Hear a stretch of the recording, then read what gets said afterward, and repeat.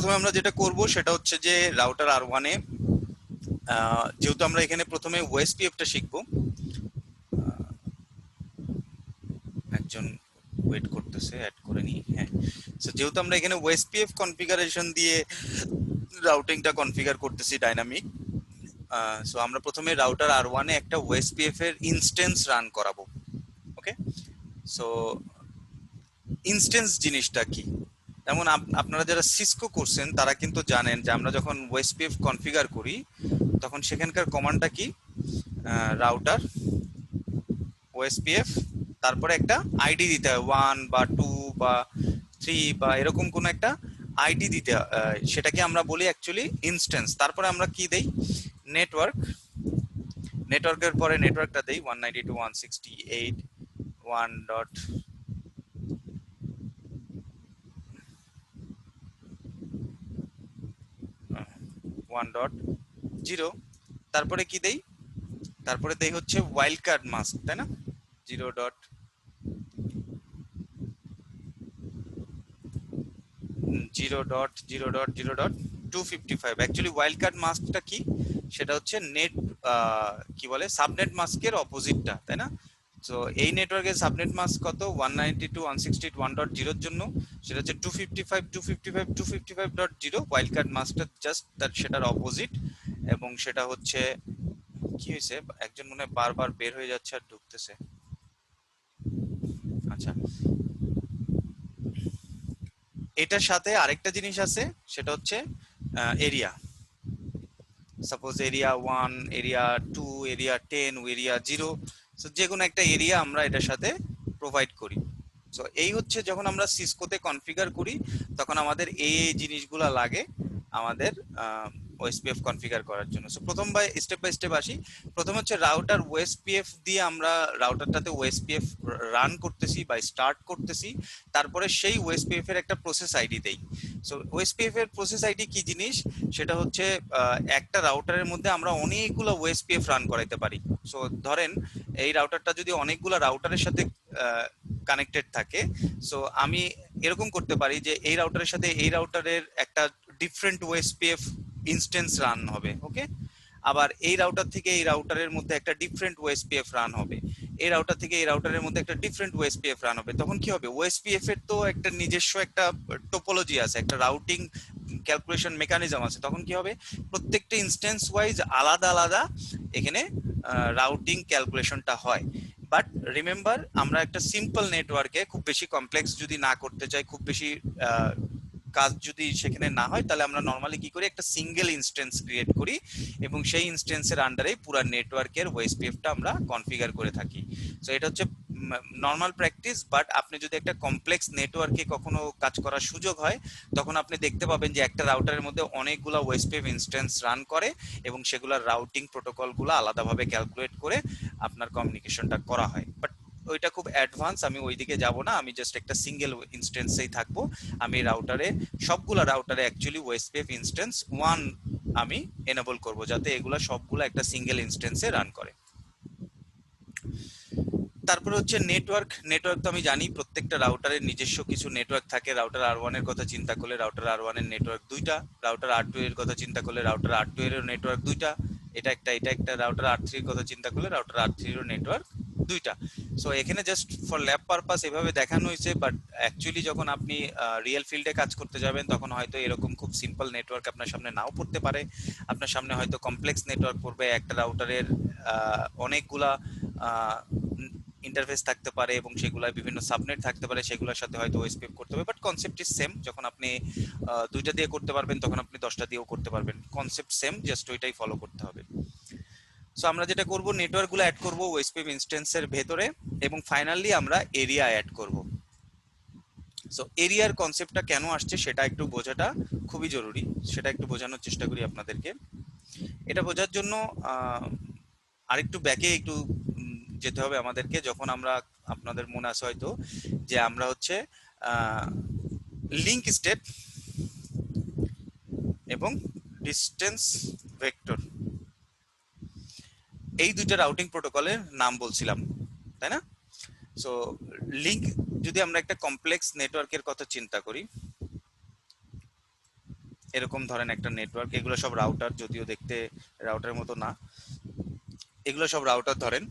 তাহলে আমরা যদি এই পুরো নেটওয়ার্কে link state routing protocol configure করি, লাইক ওএসপিএফ অথবা আইএসআইএস যদি আমরা কনফিগার করি, তাহলে লিংক স্টেটের বেসিক বেসিক বৈশিষ্ট্য হচ্ছে যে যতগুলো রাউটারের মধ্যে লিংক স্টেট কনফিগার করা, সবাই সবাইকে চিনতে পারে এবং কার কাছে কি কি নেটওয়ার্ক আছে সেটা সবাই জানতে পারে, এবং সেই জানাটা একটা লোকাল টেবিলে তারা পপুলেট করে, যেটাকে আমরা বলি এলএসটি।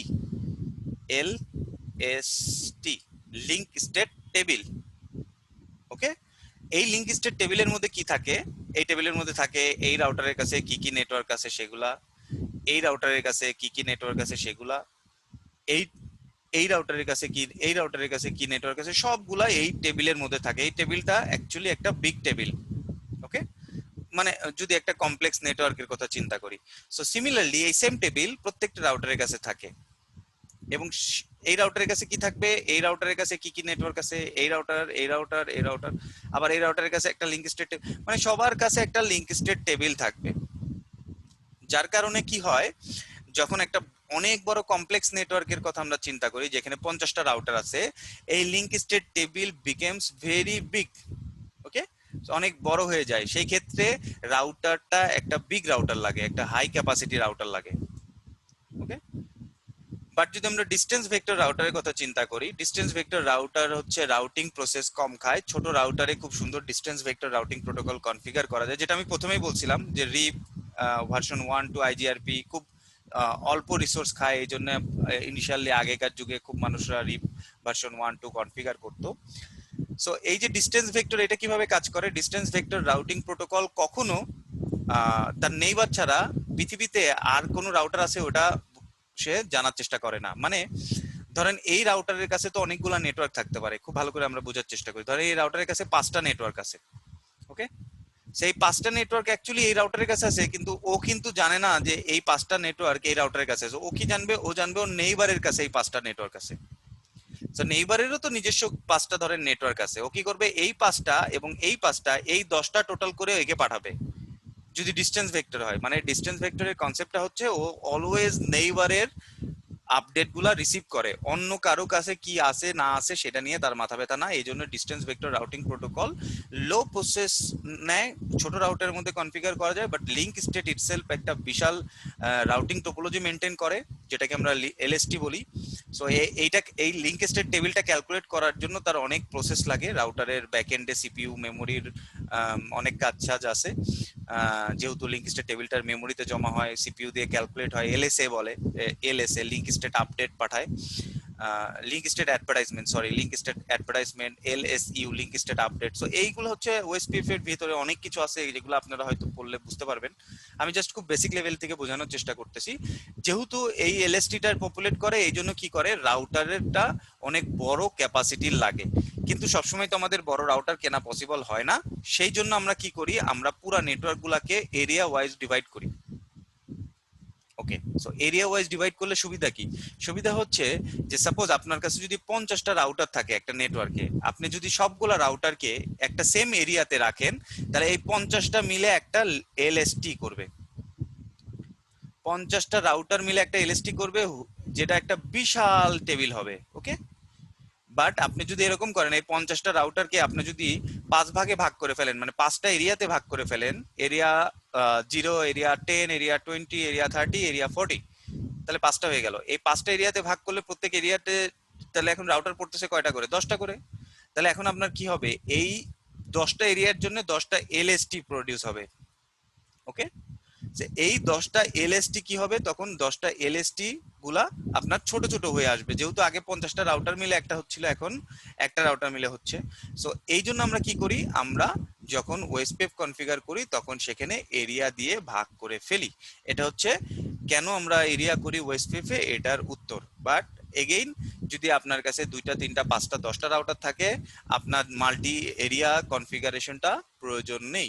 বাট তারপরেও যদি আপনি করতে চান বেসড অন ইউর রিকোয়ারমেন্ট, আপনি সেটা করতে পারেন। এবং কিভাবে করতে পারেন অবভিয়াসলি সেটা আমরা শিখবো। বাট এগেইন, ওএসপিএফ আমরা তখনই ওই এরিয়ার কনসেপ্টে আমরা তখনই যাই যখন আমাদের কাছে অনেকগুলা রাউটার থাকে এবং আমার রাউটারের যখন দেখবো যে প্রসেস অনেক হাই, রাউটারে ঢুকে দেখবো সিপিইউ অনেক হাই হয়ে গেছে, তখন আমাদের বুঝতে হবে যে এখানে আসলে অ্যাবনর্মাল এলএসটি টেবিল পপুলেট হচ্ছে, এলএসইউ এলএসএ এর ফাইলগুলা ডিবাগ চালায় দেখতে হবে যে কোনগুলো। আচ্ছা যাই হোক, এগুলা নিয়ে এখন ডিসকাস না করি।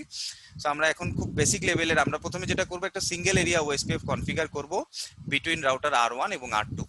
তারপরে আমরা কি করব, আমরা আরেকটা এরিয়া কনফিগার করব R2 থেকে R3 এর মধ্যে, এবং আমরা দেখবো যে এই পুরো কমিউনিকেশনটা কিভাবে হয়।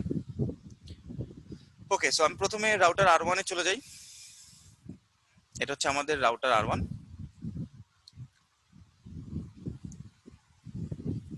সো R1 এর প্রথমে আমাদের যেটা করতে হবে, ইন্টারফেস গুলো আমরা সিলেক্ট করে নিই। আমি এখানে 1 ইন্টারফেস রাখি, এখানে 2 ইন্টারফেস রাখি, আবার সিমিলারলি এখানে 1 ইন্টারফেস, এখানে 2 ইন্টারফেস। এইভাবে যদি আমি কনফিগার করি, তাহলে আমি চলে যাচ্ছি আইপি থেকে অ্যাড্রেসের ভিতরে। এখানে হয়তো অ্যাড্রেস আগের যদি কনফিগারেশন থাকে সেটা রয়ে গেছে, সেটা আমি রিমুভ করে দিই। আগের কোনো কিছু আমার দরকার নাই, এখানে কোনো রাউটস নাই। সোফার এটা একটা ফ্রেশ রাউটার, 3টা ইন্টারফেস আছে। সো 3টা ইন্টারফেস না, আমার 2টা ইন্টারফেস হলে হবে ইথার 1 এবং ইথার 2। সো আমি আইপি গুলা বসায় ফেলি। আইপি থেকে অ্যাড্রেস গিয়ে 10.0.0.1/30, প্রথমে আমি পেয়ারিংটা করে নিচ্ছি ইথার 1 এ। সেকেন্ড হচ্ছে ইথার 2 তে আমার নেটওয়ার্কটা আমি অ্যাসাইন করব 192.168.1.1। এখানে কিন্তু কখনো ভুলে আমরা 1.0 বসাবো না, কারণ 1.0 কখনো আইপি হইতে পারে না। 1.0 is always network ID. Okay, so আমরা আইপিটা বসায় ফেললাম। আপনারা কি শুনতে পাচ্ছেন? মাঝে মধ্যে মনে হয় শুনতে পাচ্ছেন না, যাই হোক। এখানে দেখেন দুইটা আইপি অ্যাসাইন করা মাত্রই এখন আমরা যদি নেটওয়ার্ক টেবিলটা চেক করি, মানে রাউটিং টেবিলটা, একই বিপদ। এখানে অলরেডি ওএসপিএফ কনফিগার করাই আছে, মানে আগের ল্যাবগুলোতে করা আছে। আমি ওটা একটু রিমুভ করে নিই, রাউটিং ওএসপিএফ। আচ্ছা, আমি একটা কাজ করি, আমি রিসেট করি, শুধু শুধু কনফিউজ হওয়ার দরকার নাই। আমি একটু রিসেট করে ফেলি, সিস্টেম রিসেট। আমি রাউটার 2টাও রিসেট করি। প্রবাবলি এর আগের ক্লাসের হয়তো কনফিগারেশনটা থাকার কারণে ওএসপিএফটা অফ হয়ে গেছে। System reset.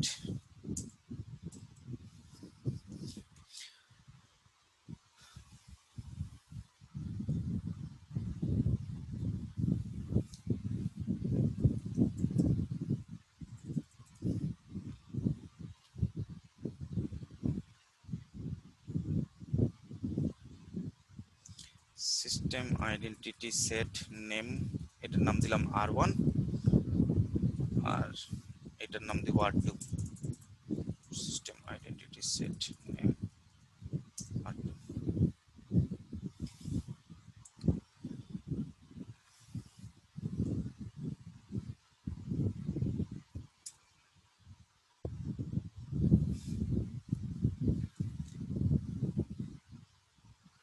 এটা হচ্ছে R1টাকে করি, তারপরে R2 তে আমরা ঢুকবো। সো রাউটার রিসেট করলে একটা ডিফল্ট আইপি অ্যাসাইন হয়ে যায় অটোমেটিক্যালি আইপি থেকে অ্যাড্রেসের ভিতরে। একটু বড় করে নিই। সো এটা দরকার নাই, ডিফল্ট কনফিগারেশন। প্রথমে পেয়ারিংটা করছিলাম 10.0.1/30, ইন্টারফেস ছিল ইথার 1। সিমিলারলি 192.168.1.1/24, এটা ছিল ইথার 2 তে as per our diagram. So এখন এই দুইটা আইপি অ্যাড্রেস কনফিগার করা মাত্রই আমাদের নেটওয়ার্ক টেবিলে, রাউটিং টেবিলে আমাদের নেটওয়ার্ক দুটা চলে আসবে। ওকে, থাক, এটা এইভাবেই থাক। আমরা একটা কাজ করি, এখন রাউটার 2 তে লগ ইন করি। প্রথমে পেয়ারিংটা কনফার্ম করে নিই, router R2 connect IP address, ডিফল্টটা রিমুভ করে দিব, লাগবে না। পেয়ারিংটা করে নিই 10.0.0.2/30, যেহেতু 1 আমরা ওই সাইডে বসাইছি, ইন্টারফেসটা ইথার 1। সিমিলারলি নেটওয়ার্কটা হচ্ছে 192.168.2.1/24, এবং এটা হচ্ছে ইথার 2 অ্যাজ পার ডায়াগ্রাম।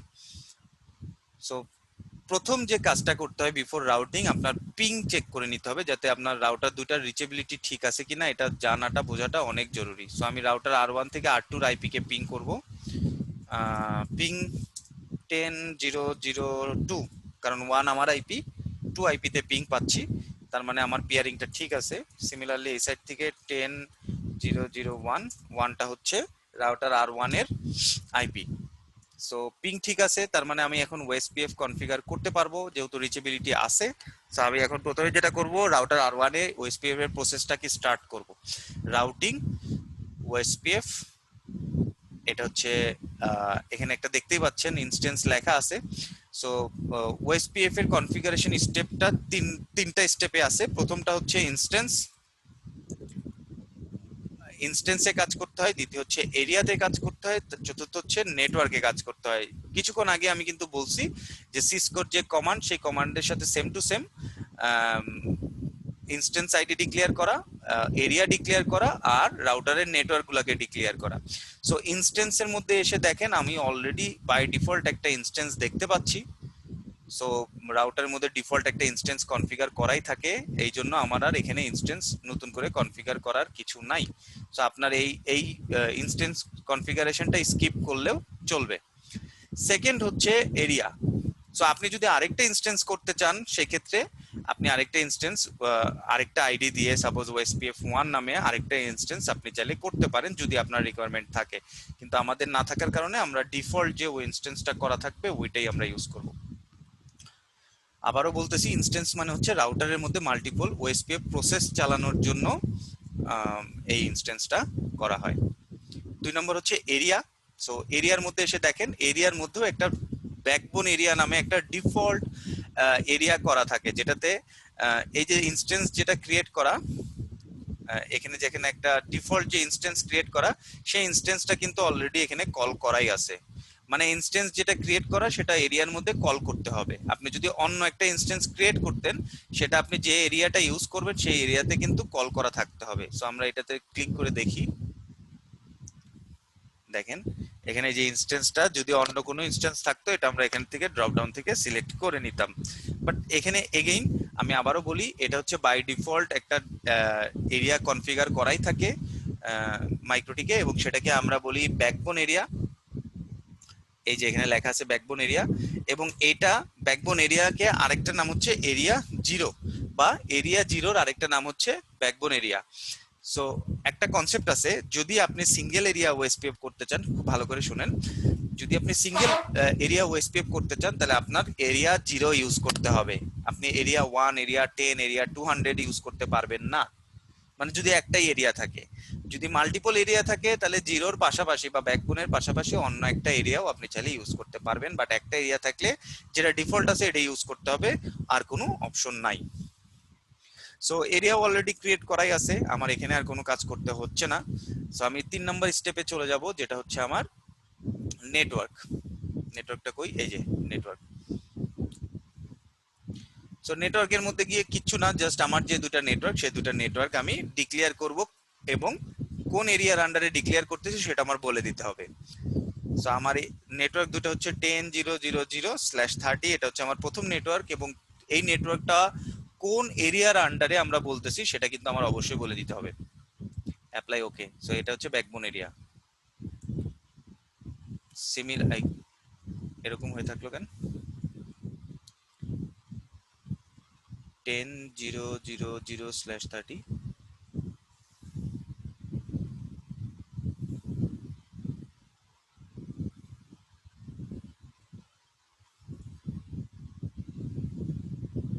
আচ্ছা, এখন ঠিক আছে। সো আমার একটা এরিয়া এখানে আসছে 10.0.0/30। আরেকটা নেটওয়ার্ক আমার আছে, সেটা হচ্ছে 192.168.1.0/24। এটা আমার আরেকটা এরিয়া, এবং এই এরিয়াটাও কিন্তু ব্যাকবোন এরিয়াতে, যেহেতু আমার সিঙ্গেল এরিয়া। আমার মাল্টিপল এরিয়াতে আমরা কিভাবে কাজ করব সেটা আমি একটু পরে বোঝাচ্ছি। Apply okay. ওকে, এটা হয়তো প্রথমে রেড হয়ে থাকবে, তারপরে কালো হয়ে যাবে। যাই হোক, এটা আমাদের রাউটার R1 এ আমাদের কাজ শেষ। আমাদের রাউটার R2 তে আমরা এখন চলে যাব। সো R1 এর ওএসপিএফ কনফিগারেশন শেষ, এবার আমরা রাউটার R2 তে যাব। সো একটা জিনিস আমাদের মনে রাখতে হবে যে আমরা যখনই কই গেল, আমরা যখনই এই যে নেটওয়ার্ক গুলা কনফিগার করা শুরু করছি, রাউটার কিন্তু এখন এই দুটা নেটওয়ার্কের মধ্যে হ্যালো প্যাকেট সেন্ড করা শুরু করছে। ওকে, এই নেটওয়ার্ক দিয়ে হ্যালো পাঠাচ্ছে, এই নেটওয়ার্ক দিয়ে হ্যালো পাঠাচ্ছে, এবং কন্টিনিউয়াসলি পাঠাচ্ছে। সেই পাঠানোর পরে যদি কোনো হ্যালো রিপ্লাই আসে, তাহলে এই ঘরের মধ্যে সেই রাউটারের নেইবারটা আমরা দেখতে পাবো। সো আমরা এটাতে একটু ক্লিক করি, দেখেন কারেন্টলি কোনো নেইবার নাই। কেন? কারণ ওই পাশে যে হ্যালো গুলা বলতেছে ওই হ্যালোর কোনো রিটার্ন পাচ্ছে না, বিকজ রাউটার R2 তে কোনো ওএসপিএফ কনফিগার করা নাই। সো আমরা রাউটার R2 এর ওএসপিএফটা কনফিগার করে এই জায়গায় দেখবো যে নেইবারের মধ্যে একটা নেইবার স্ট্যাবলিশড হয়ে গেছে। সো আমরা সিমিলারলি রাউটার R2 তে যাব, আইপি থেকে অ্যাড্রেসের মধ্যে আমাদের কনফিগারেশন এটা ডান। সো রাউটিং ওএসপিএফ প্রথমে হচ্ছে ইনস্ট্যান্স বাই ডিফল্ট ক্রিয়েট করাই আছে, দ্বিতীয় হচ্ছে এরিয়া বাই ডিফল্ট ক্রিয়েট করাই আছে, 3 নাম্বার হচ্ছে নেটওয়ার্ক। নেটওয়ার্ক কি কি? প্রথমটা হচ্ছে 10.0.0/30, যেহেতু এই দুইটা নেটওয়ার্ক অ্যামং দ্য রাউটার্স এর মধ্যে শেয়ার্ড নেটওয়ার্ক, সো আমি এটাতে অ্যাপ্লাই দেওয়া মাত্রই ও কিন্তু হ্যালো প্যাকেট পাঠানো শুরু করে দিবে। সো সাথে সাথে আমার কি হবে, নেইবার কিন্তু আপ হয়ে যাবে। দেখেন এটা আমি দিলাম, ওকে দিলাম, আমি একটু নেইবারে যাই, এখনো আসে নাই, আসবে হয়তো, এই যে চলে আসছে দেখেন। তো এখান থেকে বলতেছে যে এই রাউটার R2 নেইবার কত, 10.0.0.1, এই 10.0.0.1 কে রাউটার R1, দেখতে পাচ্ছেন? সো কিন্তু নেইবার বিল্ড আপ করে ফেলছে। সিমিলারলি রাউটার R1 থেকে যদি যাই, রাউটার R1 থেকেও দেখেন নেইবার বিল্ড আপ হয়ে গেছে 10.0.0.2। বাট দেখেন এখানে কিন্তু একটা চেঞ্জ আছে। চেঞ্জটা কি? রাউটার R1 এর মধ্যে আমি নেটওয়ার্ক ডিফাইন করছি কয়টা? দুইটা। রাউটার R2 এর মধ্যে নেটওয়ার্ক ডিফাইন করছি কয়টা? রাউটার R2 কই? রাউটার R2 এর মধ্যে আমরা নেটওয়ার্ক ডিফাইন করছি একটা।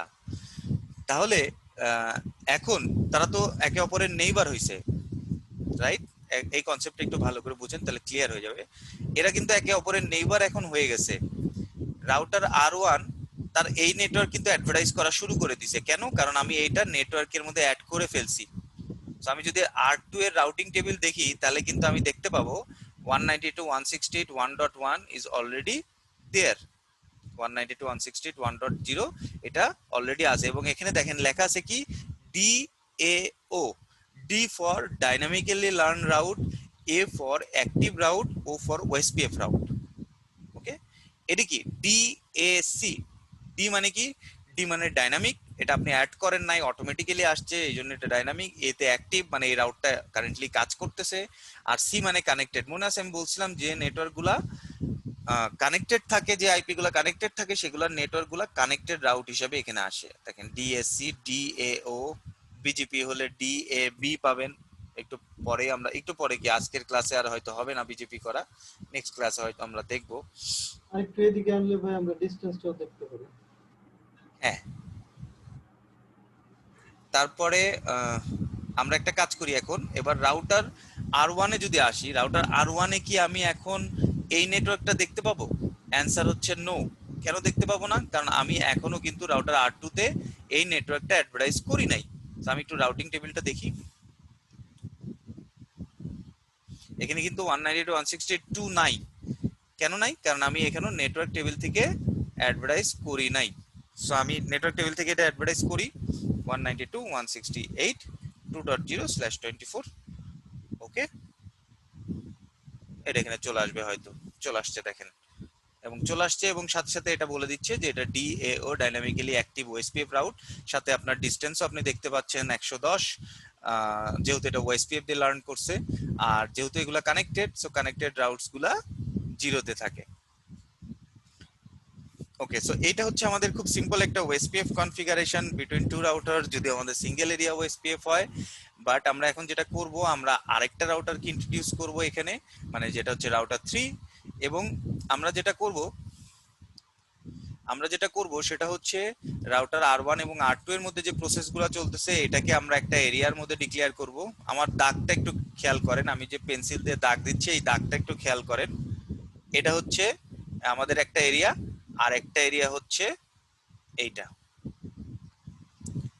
আচ্ছা, আমার দাগটা কেন খেয়াল করতে বললাম, কারণ আমরা যখন এরিয়া ডিক্লেয়ার করি, রিমেম্বার, সরি নেটওয়ার্ক ডিক্লেয়ার করি, তখন কিন্তু সেই নেটওয়ার্কটাকে একটা এরিয়ার আন্ডারে নেই। আমরা কিন্তু রাউটারটাকে এরিয়ার আন্ডারে নেই না। রাউটার অবভিয়াসলি এরিয়ার আন্ডারে থাকে, বাট আমাদের মেইন কনসেপ্ট হচ্ছে যে নেটওয়ার্ক গুলাকে বিভিন্ন এরিয়ার আন্ডারে নেওয়া হয়। যেমন এই রাউটার R2 কিন্তু এট দ্য সেম টাইম দুইটা এরিয়ার মেম্বার। এখানে একটা এরিয়া আছে যেটা ব্যাকবোন এরিয়া, অলরেডি আমরা কনফিগার করছি। এখানে আমরা আরেকটা এরিয়া করব যেটা হচ্ছে এরিয়া 100, এবং কি করব, রাউটার R2 তে এখন কিন্তু দুইটা এরিয়া, একটা হচ্ছে ব্যাকবোন এরিয়া, একটা হচ্ছে এরিয়া 100, এবং রাউটার R2 এর এই ইন্টারফেসটা কিন্তু এই 100 এরিয়ার মেম্বার। এই ইন্টারফেস এবং এই ইন্টারফেসের নেটওয়ার্ক গুলা কিন্তু এরিয়া ব্যাকবোনের মেম্বার। ওকে, সো বুঝতে হবে। সো এই রাউটারটা কিন্তু ইটসেলফ দুইটা এরিয়ার মেম্বার, এই জন্য এই রাউটারটাকে বলা হয় কি, এই রাউটারটা বলা হয় area border router, A B R.